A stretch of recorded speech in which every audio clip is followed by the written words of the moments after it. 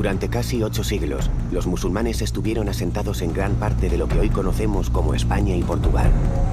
En este periodo de tiempo, en Al-Ándalus se vivió una época de innovaciones y conocimientos, muchos de los cuales siguen vigentes en la actualidad.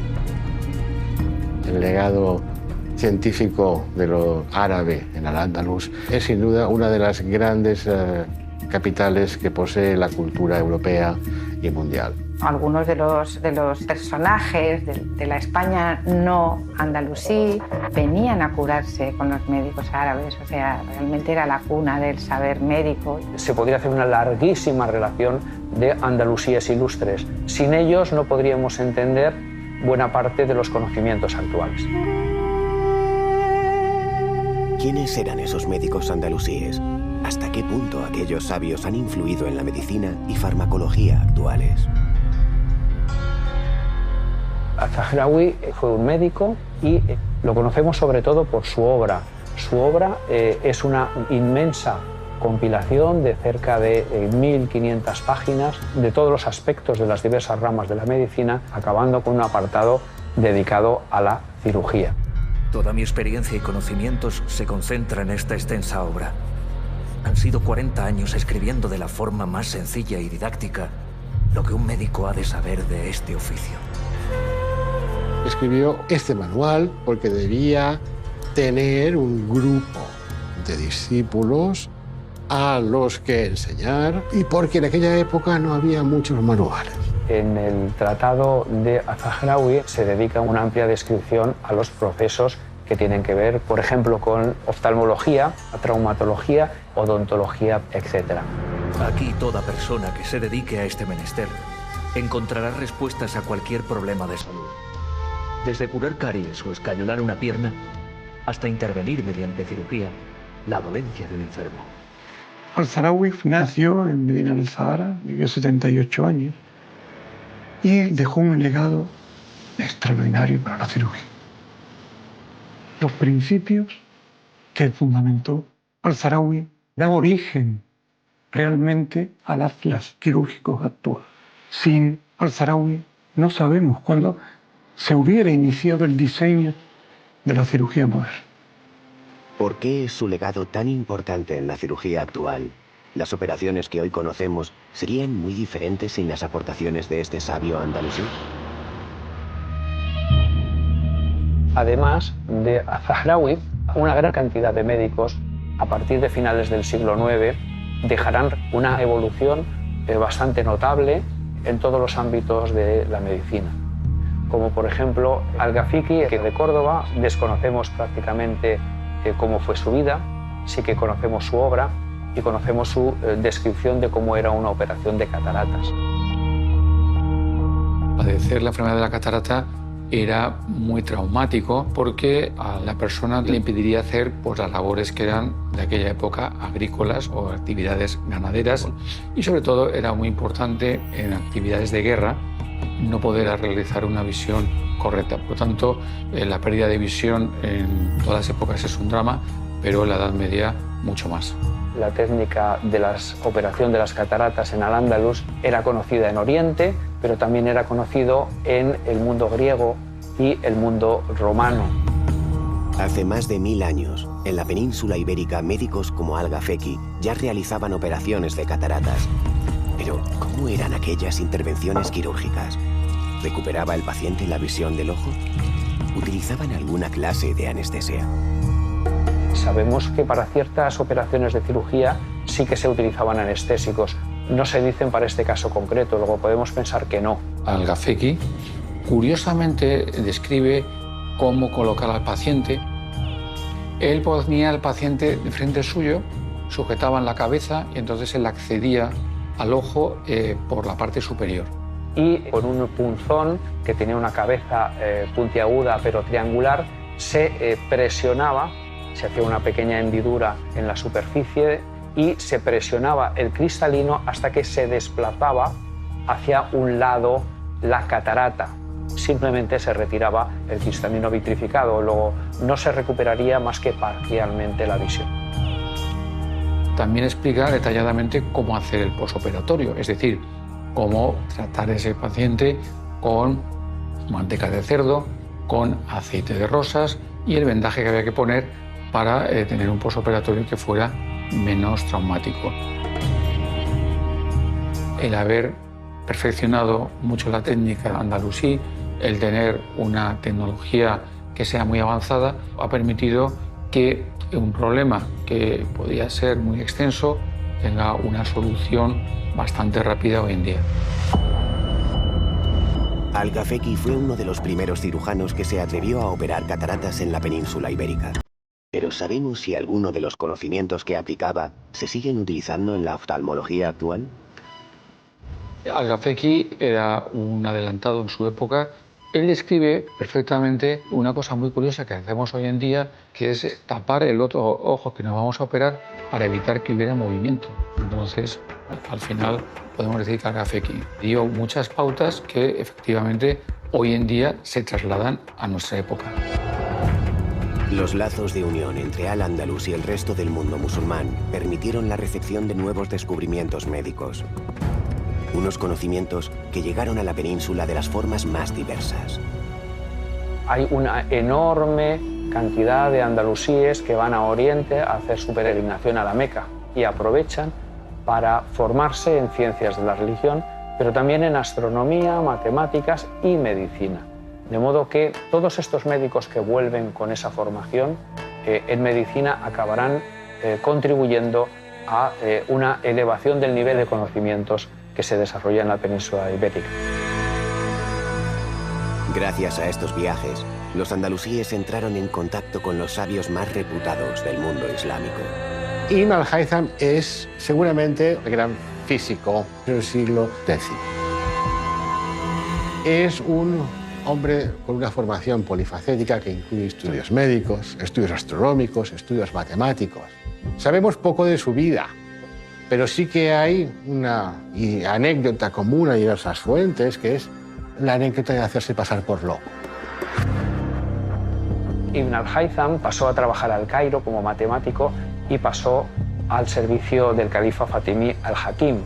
Allí le ofreció el proyecto de crear una gran presa para que controlara las crecidas del Nilo, pero cuando se dio cuenta que como ingeniería no podía desarrollarlo y ante el temor de ser castigado por este califa fatimí, pues él se hizo el loco y se encerró en casa. De modo que durante 6 años se dedicó en casa a experimentar con la luz. El experimento más famoso es el experimento de las velas. Y hace que varias velas proyecten su imagen a través de un agujero mínimo que da una cámara oscura. De modo que un rayo de luz se acaba proyectando en la pared opuesta al agujero la imagen invertida. Es el principio de la cámara fotográfica y el principio también de la cámara de vídeo.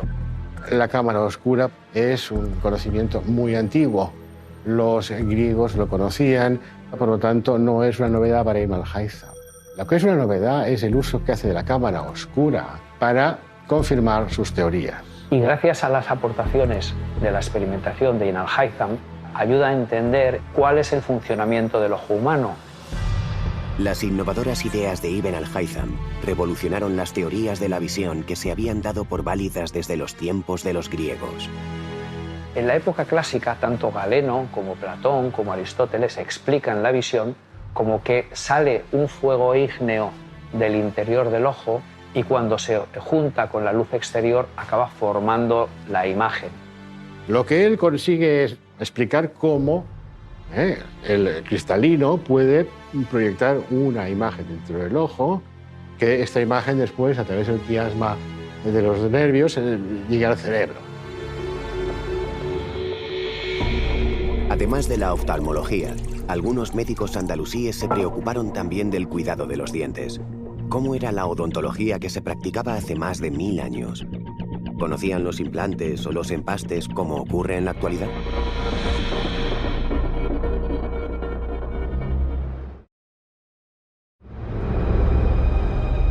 En el siglo XVI, Miguel Servet murió quemado en la hoguera. Su pecado: escribir varios libros que fueron denunciados como contrarios a la religión cristiana por sus posturas antitrinitarias. Además, este aragonés se atrevió a publicar una serie de teorías médicas que ponían en jaque el conocimiento sobre fisiología de aquel momento. Tradicionalmente a Miguel Servet se le ha otorgado el origen de la teoría de la circulación pulmonar. Miguel Servet nos dice en una de sus obras que la sangre no circula dentro del corazón, no pasa del ventrículo derecho al ventrículo izquierdo, sino que circula a través de las arterias pulmonares.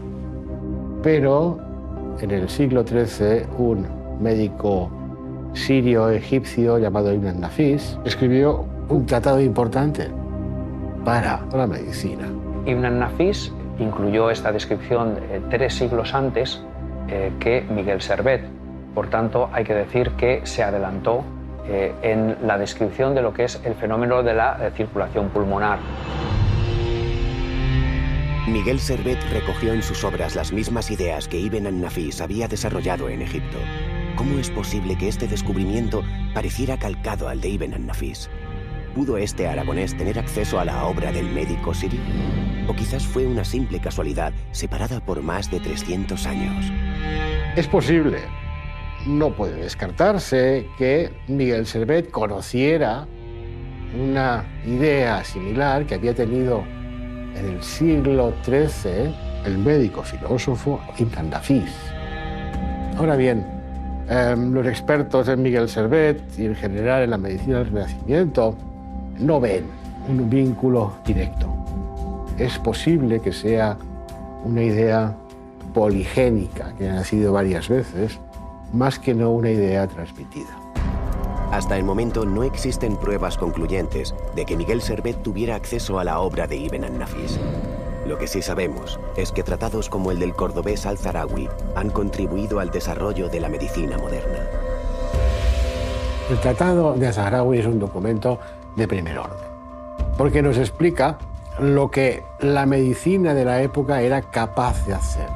En el Tratado de Al-Zahrawi encontramos que se dedica una amplia descripción a los procesos que tienen que ver con la odontología. Al-Zahrawi aportó muchas cosas al campo de la odontología, empezando por la prevención. La higiene bucal fue en Al-Ándalus siempre muy cuidada como un aspecto más de la higiene personal. No solamente Al-Zahrawi le daba mucha importancia a la salud bucodental, sino que el pueblo en general, en Al-Ándalus, en aquella época, tenía como que era de vital importancia. El Corán prestaba muchísima atención a lo que era la higiene corporal. De hecho, era un precepto necesario para ser un buen musulmán. Además, los musulmanes tienen que enjuagarse la boca como 5 o 7 veces al día. Es decir, es necesario antes de orar el tener limpia la conciencia y limpio el cuerpo desde la boca hasta el resto del organismo. Con lo cual, esto es herencia del Corán. Cuando vemos los cementerios en Al-Ándalus y uno va a ver los arqueólogos, te sorprende cómo aparecen algunas caries, pocas, pero generalmente encuentras que las mandíbulas son bastante completas y bastante bien conservadas. Es decir, esa es la constatación real y efectiva de que esta higiene bucal era muy importante. Una buena limpieza de boca evita que los dientes se enfermen. Pero si, por desgracia, hubiera que extraer alguna pieza dental, hay que asegurarse cuál es la enferma, porque a veces el dolor engaña al paciente y se saca la muela sana. Al-Zahrawi entendía que había que tener mucho cuidado a la hora de hacer una extracción para que no se quedaran las raíces dentro del hueso, para que no se rompiera la muela, de manera que entendía que eso eran infecciones potenciales. En el Tratado de Al-Zahrawi encontramos tanto las restituciones de pieza o los implantes, como también los empastes. Resulta impactante saber que en el siglo X los médicos andalusíes usaban los empastes para salvar las piezas dentales de sus pacientes. Pero, ¿qué sustancias utilizaban? ¿Resistían tanto como los que utilizamos hoy en día? Tenemos delante las sustancias que utilizaba Al-Zahrawi para fabricar sus empastes y ahora voy a intentar recrearlo, voy a intentar simular lo que él hacía con sus manos con los mismos materiales o similares. Aquí tenemos almáciga, que es una resina que en este momento está en consistencia sólida, aquí ya la tenemos en consistencia líquida, y tenemos el alumbre, que es un mineral rico en sales que al mezclarlo pues tendrá una consistencia, se espera, similar a la de los empastes actuales.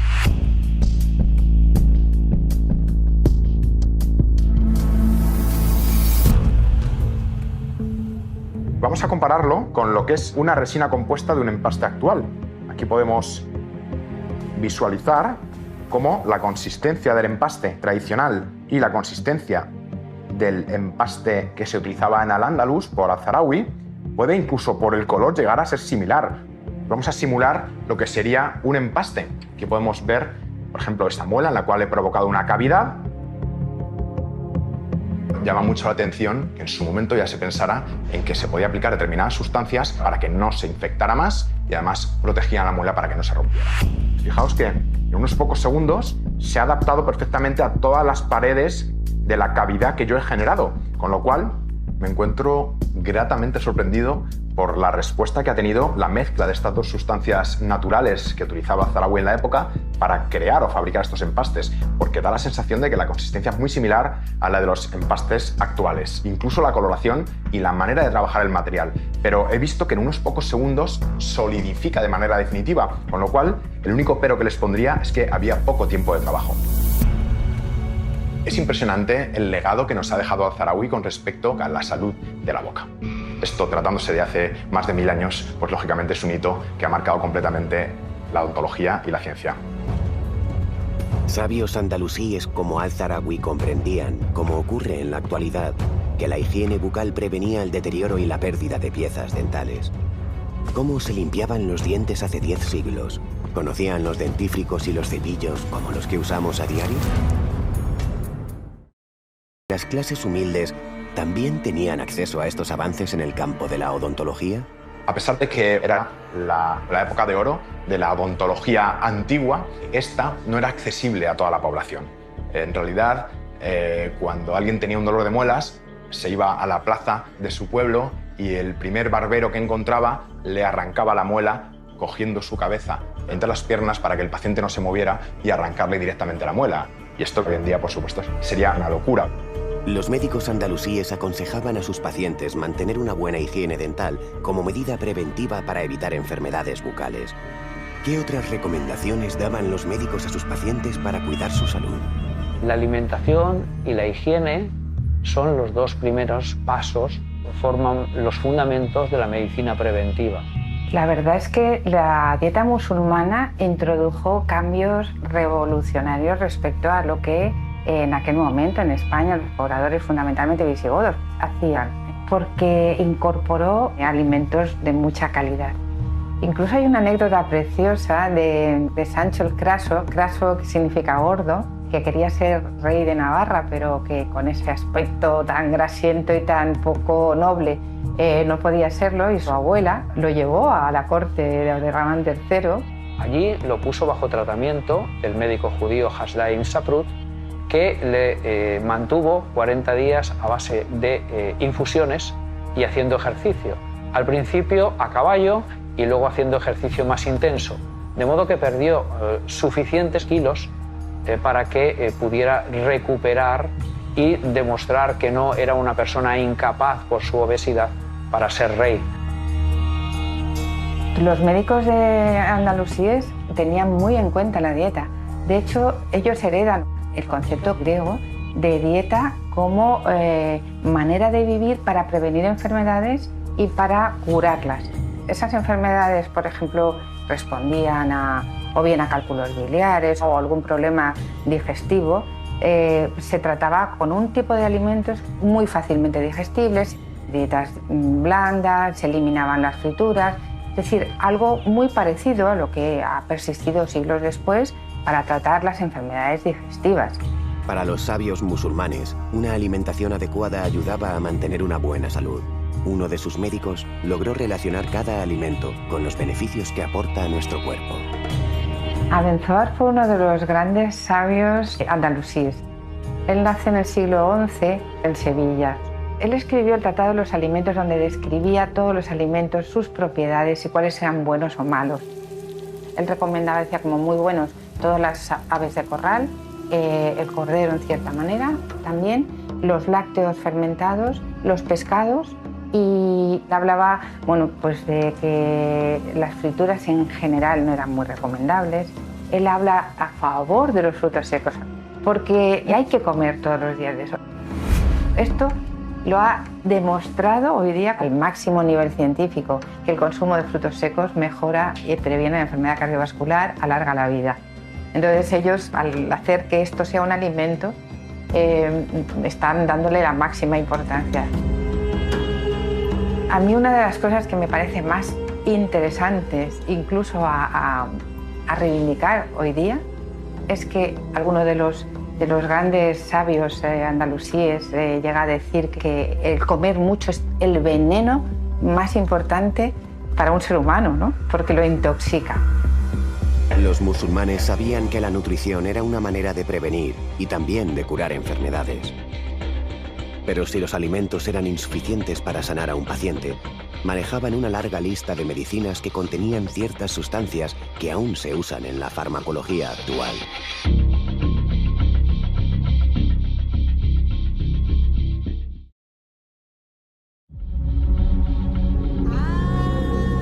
Al-Ándalus es un mundo sometido a los episodios graves para la población, causados, por ejemplo, por cualquier tipo de virus, de bacteria que se descontrole en una cierta época.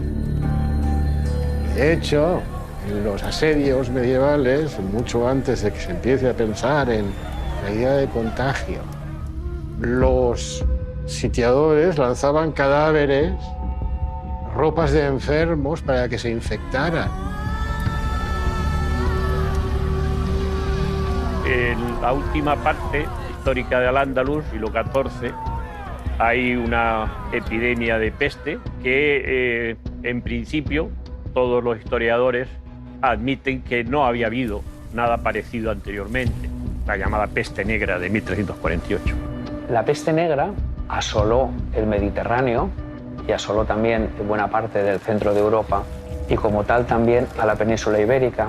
Se dice que había 6 millones de habitantes y quedó reducido a 2. Y en Al-Ándalus, juntamente en el Reino de Granada, no tenía por qué ser distinto, y por tanto, si el reino nazarita tenía, vamos a suponer, 300.000 habitantes, es posible que 100.000 perecieran en la epidemia.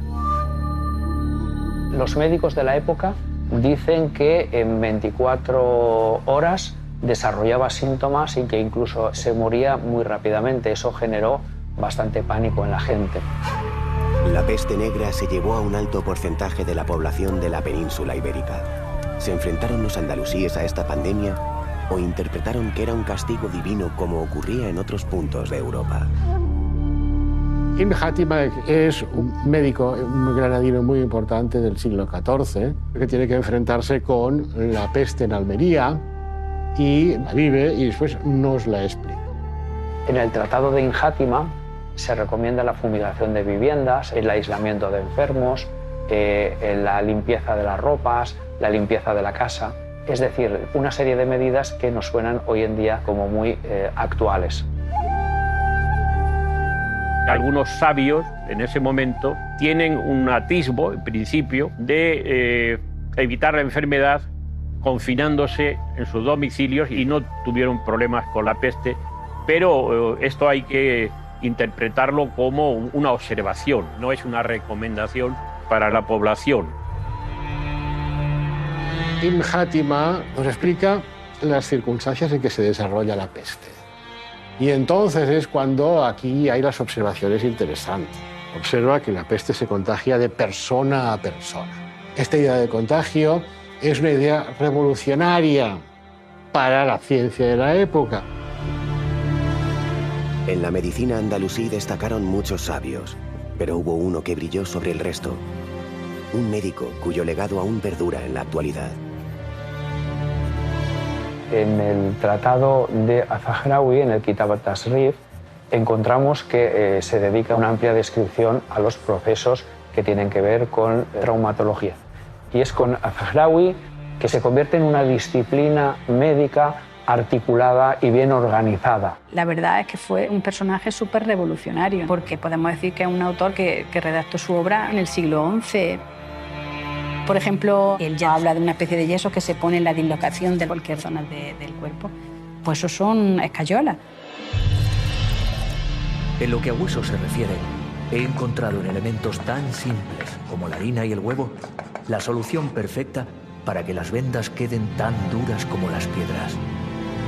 De esta manera, las piernas o los brazos quedan totalmente inmovilizados, disminuyendo por la gracia de Alá el tiempo de curación del enfermo. De Al-Ándalus nos ha llegado mucha información sobre médicos y curiosamente todos eran hombres. ¿Qué ocurría con las mujeres? ¿Podían ejercer esta profesión? Las respuestas las encontramos en el tratado de otro hombre, el sabio Al-Zarawi. Al-Zarawi era discípulo de Arib y Said, el cual fue el primer autor de un tratado completo hispanoárabe sobre obstetricia y pediatría.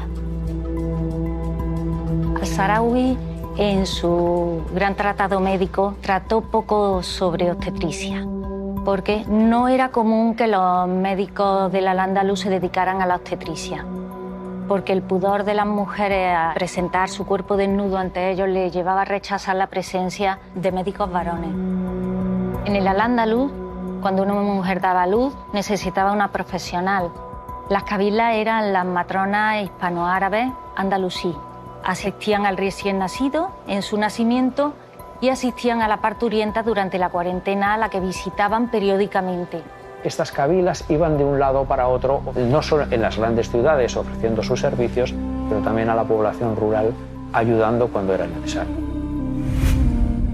Mucha de la forma de trabajar de la cabila árabe andalusí sigue vigente hoy en día. Con respecto al parto, se desarrollaba en la casa de las mujeres. La habitación tenía que estar ventilada, aromatizada. Las cabilas recomendaban que esperar a la ruptura de la bolsa, que se ha de hidratar la parturienta, que antes del parto ha de hacer ejercicio. Cuando la mujer estaba con la dilatación completa, la sentaban en una silla de parto. Nosotros disponemos de sillas de parto hoy en día y que pueden hacer que la mujer esté en posición totalmente vertical. O sea que muchas cosas coinciden con la forma de trabajar hoy en día.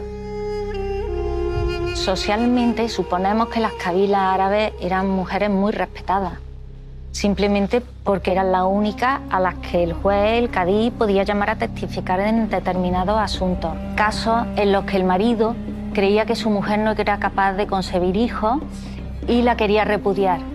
Entonces la matrona se encargaba de explorarla para ver si había algún tipo de malformación o algo que justificase que esa mujer no pudiera tener hijos. A nivel comercial también colaboraban en la valoración de las esclavas y no tenía el mismo precio una esclava que era capaz de procrear o de mantener relaciones sexuales que una que no lo tenía. Así que colaboraba en la fijación del precio de estas esclavas. Por lo tanto, era una labor muy compleja y variada. Además de la obstetricia, Al-Zarawi investigó sobre casi todos los campos de la ciencia médica. Pero según muchos historiadores, fue en cirugía donde más destacó. Pero, ¿qué aportó realmente a las operaciones quirúrgicas? ¿Por qué es una figura tan respetada dentro de la medicina de hoy en día?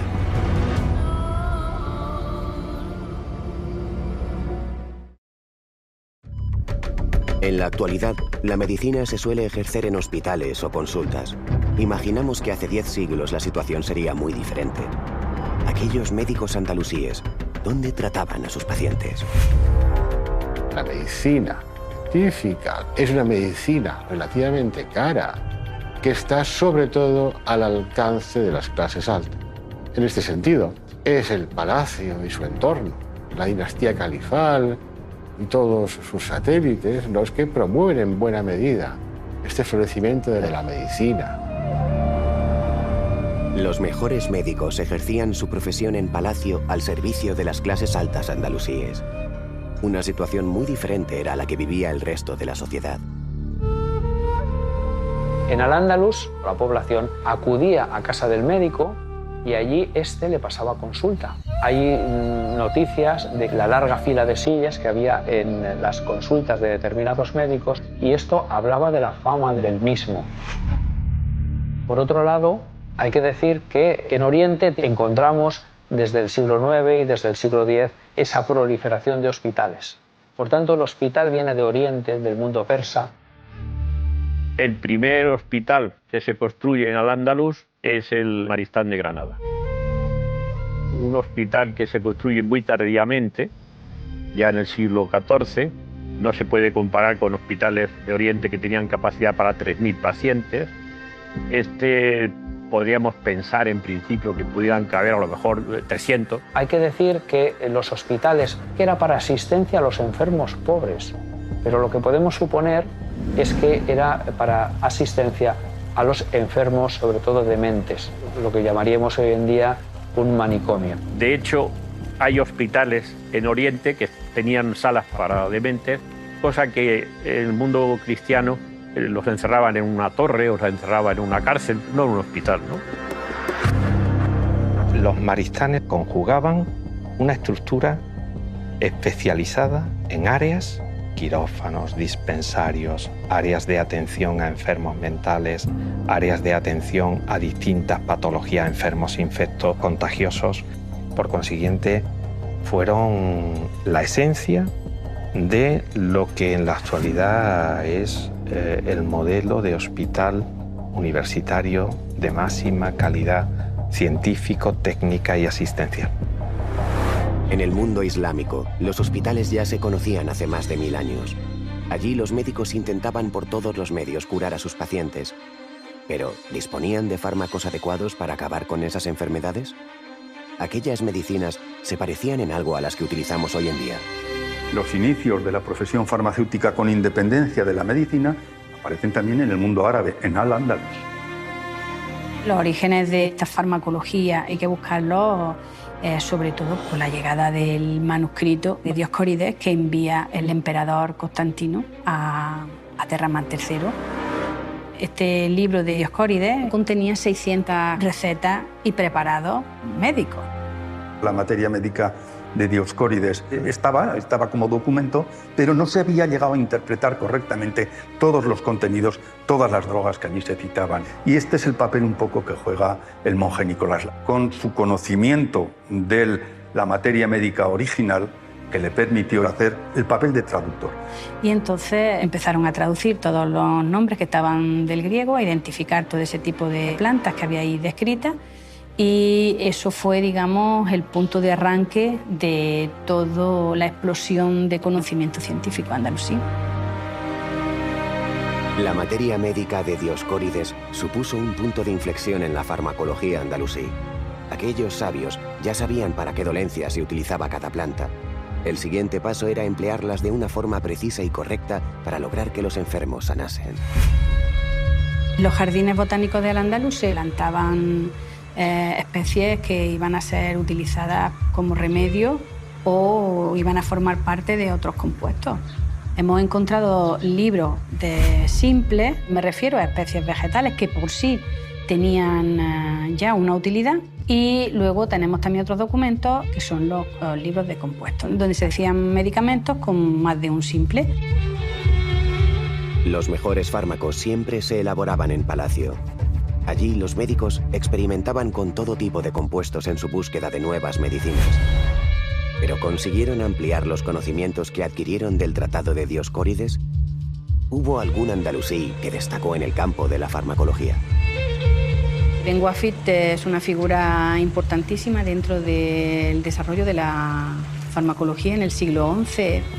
Es un autor que nació y murió en Toledo, en la corte de los Dunnún. Se le conoce como un médico de un carácter eminentemente práctico. La aportación más importante, no la única, porque tiene varios libros, pero la más importante es el libro de la almohada. Este libro de la almohada recoge muchas recetas para todas las enfermedades que él describe desde la cabeza a los pies. En el libro de Ibn Wafid, de las 900 y pico recetas o medicamentos, hay al menos 200 drogas nuevas, 200 utilidades, partes, digamos, de una planta que se utilizaban para hacer un medicamento. El libro de la almohada de Ibn Wafid aportó numerosas recetas que suponían una novedad para la farmacología de la época. Si esta ciencia vivió uno de sus momentos más álgidos de la historia, el campo de la cirugía tampoco se quedó atrás. Los musulmanes asentados en la península ibérica llegaron a practicar intervenciones quirúrgicas que nada tenían que ver con la curación de enfermos.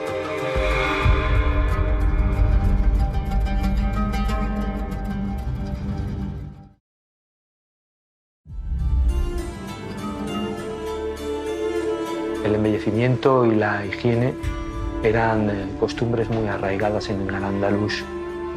Un reino que formaba parte del Islam estaba indicado por las autoridades también religiosas, que las personas cuidaran mucho de su imagen y que estuvieran limpias, una parte importante en la sociedad.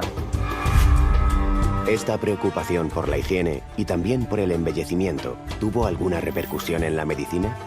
Hubo médicos que se volcaron en solucionar problemas relacionados con la estética. Si bien no era costumbre hacer intervenciones estéticas por embellecer solamente, sí había costumbre para hacer intervenciones con el fin de arreglar algo que estaba mal. Hay evidencias de intervenciones estéticas en Al-Ándalus. Por ejemplo, narices gordas o grotescas o personas que tienen los labios muy gruesos y que al sonreír no muestran los dientes, orejas mal formadas. También aparece descrita en los tratados de Al-Zarawi. En el campo de la cirugía plástica estética hay documentos muy antiguos. Por ejemplo, en la India antigua ya había tratados donde se explicaba cómo hacer una reconstrucción nasal. En Grecia hubo publicaciones también importantes de algunos procedimientos estéticos, pero sobre todo en Al-Ándalus se habló con más claridad de cirugía plástica. Entonces, la cirugía plástica actual le debe muchísimo a las publicaciones de Al-Ándalus de esa época. Si los médicos andalusíes se atrevían a hacer intervenciones para corregir defectos físicos, ¿qué otras operaciones quirúrgicas realizaban? ¿Utilizaban técnicas que aún se emplean en la cirugía actual? Al-Zarawi, en el tratado Al-Tasrif, él menciona técnicas quirúrgicas convencionales, como es el uso de la seda como material de sutura. Seda que todavía hoy utilizamos, exactamente igual. También utilizaban tripa de animales, tripa de gato, para ligar vasos, para hacer suturas, porque las tripas de gato es material biodegradable y el cuerpo lo absorbía. Todo indica que las operaciones de cataratas se realizaban sin ninguna sustancia para calmar el dolor. Pero ¿qué ocurría cuando los cirujanos tenían que abrir los cuerpos de sus pacientes? ¿Utilizaban algún tipo de anestesia? La anestesia hasta el siglo XVII y XVIII realmente no existía como tal. En estos tiempos lo que se hacía realmente era aplicar belladona, aplicar ciertas raíces que hacen de depresores del sistema nervioso central, alcohol y poco más. Y sujeción, mucha sujeción.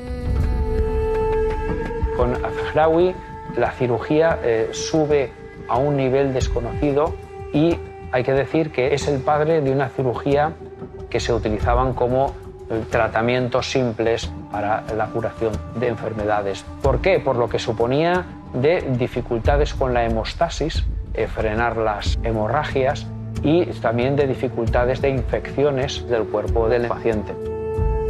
Y también habla de intervenciones mucho más complejas, de tener que llegar al tejido sano y eliminar el tumor en su totalidad, pero respetando o incluyendo parte de tejido sano para respetar que no queden raíces del tumor. Además de practicar este tipo de operaciones, muchos historiadores coinciden en que Al-Zahrawi fue el precursor de la cirugía moderna. ¿Qué le debe esta rama de la medicina a aquel sabio andalusí? ¿Cuál es la herencia que nos ha dejado? Al-Zahrawi, en su Tratado 30, que es el tratado de cirugía, que es valiosísimo porque allí incluye hasta 200 dibujos de instrumental quirúrgico de todo tipo. Y es una aportación muy interesante, teniendo en cuenta que son instrumentos necesarios para las muy diversas operaciones que se realizaban. Una intervención quirúrgica jamás podrá tener éxito sin unas herramientas que le den seguridad al médico encargado. Es imprescindible que sean de buena calidad y con un buen acabado. Cuantas más tenga a su alcance, más seguro se sentirá el cirujano. En su tratado aparecen numerosos instrumentos quirúrgicos que hoy en día han sido reproducidos, además, por la industria moderna y que son de una utilidad tremenda. Estamos hablando de instrumentos que todavía usamos 1000 años después. Por supuesto, con otros materiales, con un diseño que hemos ido perfeccionando, pero en principio seguimos todavía en muchos casos el diseño original de Al-Zarawi. Así vemos que entre una sierra de Al-Zarawi y una sierra moderna con sus dientes absolutamente similares.